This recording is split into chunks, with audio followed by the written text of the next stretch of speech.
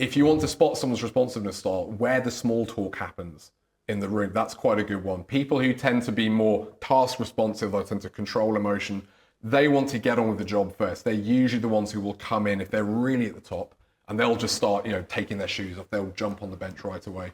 They'll tell you what's been going on. They want to get on with the treatment. And then once they know you're doing that and you've started your treatment, then they might start to make small talk, ask how you're doing, that sort of thing. So let's get on with the treatment and then I can make small talk. The others who tend to emote more freely, the more people responsive, they're making small talk as they walk into the room. They will tend to want to sit down and go, oh, how are you? How was your weekend? A little bit of that small talk first, then, okay, we've connected, we've built that rapport, I know you're okay. Now we can get on with the treatment.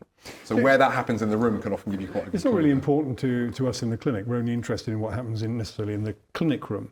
But do you think that a person who is at one end of any of these axes is the same in all walks of life, or is there a clinic persona that they take on when they feel that they are under the control of someone who's got their health in their hands, as opposed to when they're at work, when maybe they're the foreman? Do they change these? Yeah, this is a common question that comes up. So everybody will have a default position. Basically, if you don't put in any effort, you'll tend to sit somewhere on either of these spectra there.